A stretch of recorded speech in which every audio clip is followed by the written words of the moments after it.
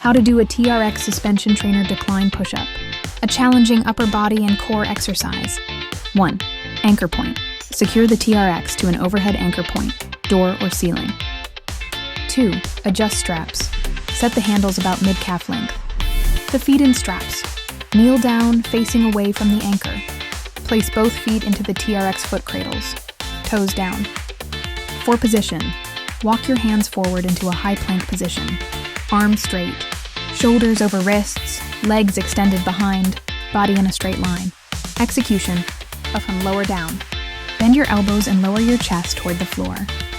Keep elbows at about a 45-degree angle, not flared wide. Maintain a tight core and flat back, no sagging hips.